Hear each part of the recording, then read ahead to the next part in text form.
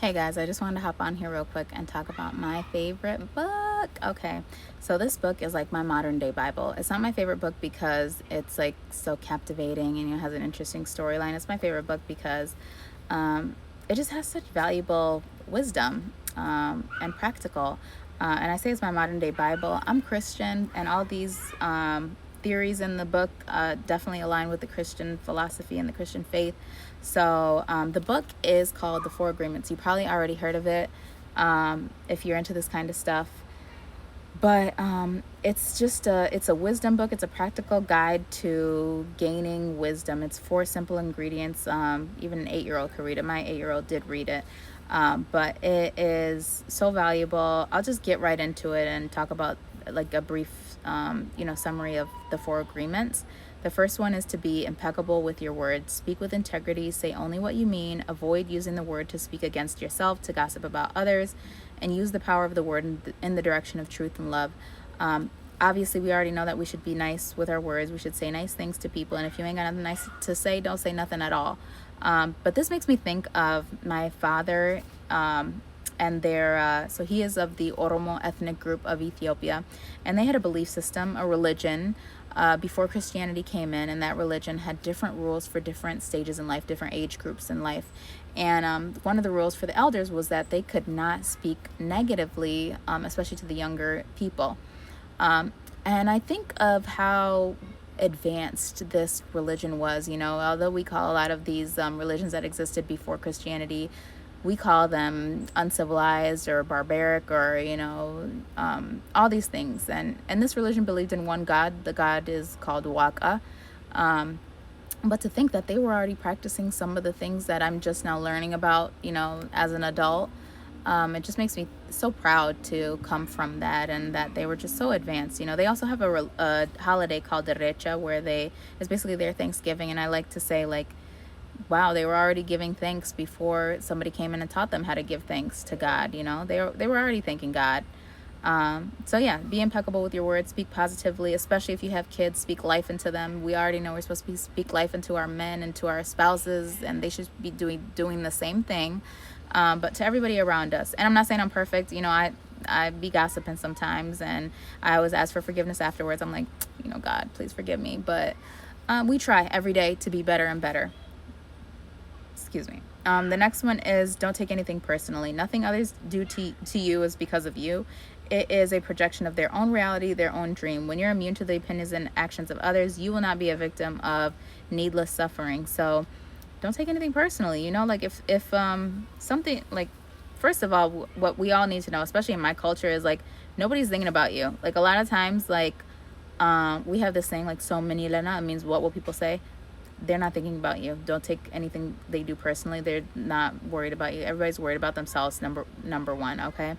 And number two, whatever somebody does is because of them. Like, let's say somebody steals from you. They're stealing from you not because of you. You didn't go to them and say, hey, you should steal from me. No, they're stealing from you because maybe they're poor. Maybe their moral compass is so low that they thought you were an easy target. And they needed something. They want something that you have. They thought that they should steal. I'm not excusing the behavior, but I'm saying them stealing from you is from them. It's a projection of them and their beliefs and what they are going through. It's not because of you. So, I also have a quick I'll use that for the next one. So the next one is don't make assumptions. Find the courage to ask questions and to express what you really want. Communicate with others as clearly as you can to avoid misunderstanding, sadness, and drama. With just this one agreement, you can completely transform your life. Don't make assumptions. Don't always go by the vibes. Those vibes you're feeling might be from the devil. The devil might be trying to take you down, okay? So just because you feel like somebody might be feeling some type of way about you doesn't mean it's true. I'll give you an example. My brother and I were supposed to go somewhere, and he was like, oh man, I can't go. I don't think they're messing with me like that. I missed their I didn't go to their hazan. So in our culture, when somebody dies, a relative of somebody dies, you're supposed to go and visit them and send your condolences. But my brother's a truck driver. He wasn't able to go. This was a distant relative that still lived in Ethiopia. It's not like it was like their mom or dad or anything like that. But anyways, I was like, did they say something to you, to make you feel that way? He was like, nah, I feel the vibes are off. Last time I met them, it just wasn't like they used to be. And I was like, listen, you're making an assumption. And I'm super into neuroscience and frequencies and dimensions and all that kind of stuff. And so and he is too. So I was like, until they bring those feelings that you imagine are there, until they bring those feelings up out from the ether into this dimension right here. And like in the beginning there was a word, God breathed life into Adam, and the word was spoken, and all that kind of stuff. Until they bring that shit, excuse my French, but until they bring that into the real world, it doesn't exist. It's imaginary. Your feelings are not real, okay? They're real, but they don't exist in this 3D reality right here. So somebody got bold enough to bring these words into our reality. Somebody has to be bold enough to verbalize these feelings, okay? So until it's brought into this reality, it doesn't exist. And you can ask questions to make sure, but don't assume anything. Don't ever make assumptions. Ask questions, but sometimes what you're feeling is not true, and you might be getting those feelings from some negative entities. So don't always go on vibes. Not all vibes are good vibes. And the last one is do your best, okay? Your best is going to change from moment to moment. It'll be different when you are healthy as opposed to sick. Under any circumstance, simply do your best and you will avoid self-judgment, self-abuse, and regret. Do your best. You might be in a job that you're unhappy with, but you never know who you're going to meet through that job. You never know the skills and lessons that you're going to learn through that job.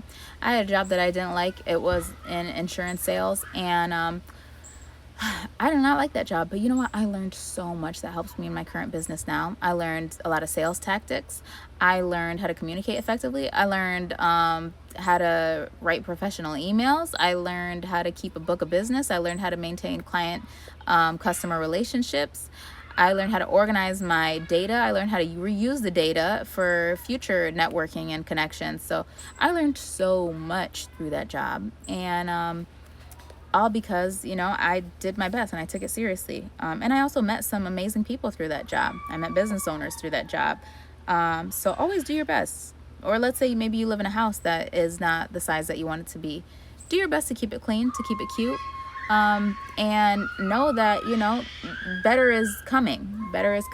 But do your best. And I also have to take this into account because I'm a mom of 4 kids, and my best changes from day to day. Some days I might my best might be cooking a nice warm home cooked meal from scratch, like have all the veggies and the healthy options. And some days I might be going through the drive-thru, or it might be takeout. And some days I might give my kids all my attention. Some days I might be focusing more on myself, like today with this content. And I'm slowly realizing and accepting that I am an artist and I love expressing myself. And sometimes my kids just can't, my kids are kids. They just don't get it. And also my husband is, so he grew up in Ethiopia, so English is his second language. And sometimes we be missing each other, a little bit on our conversations. So I need a way to express myself, and I need a way to commune with other people who are like-minded and who are interested in the topics that I'm interested in. And and I just love sharing and creating and expressing myself in this way. So I hope that whoever's listening to this loved hearing this from me. I hope that you gained some wisdom and were able to extract some information out of this that you might use in your life. If you have a young person in your life, I suggest you get this book for them, because it really it changed my life. And it's just something great to come back to. It's just a very digestible way to learn the basic rules of existing and being healthy mentally, and just having personal freedom. So the book is The 4 Agreements. Yeah, and I thank you so much for listening all the way through. I hope you enjoyed it. I'm also on Substack. I'll link that down below. And if you have any questions for me, feel free to leave a comment. Give me a like, give me a follow. I'm trying to build a community. I'm trying to find like-minded people, especially if you my immigrant diaspora people.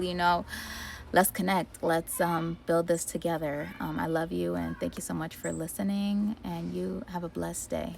Mwah. Ciao.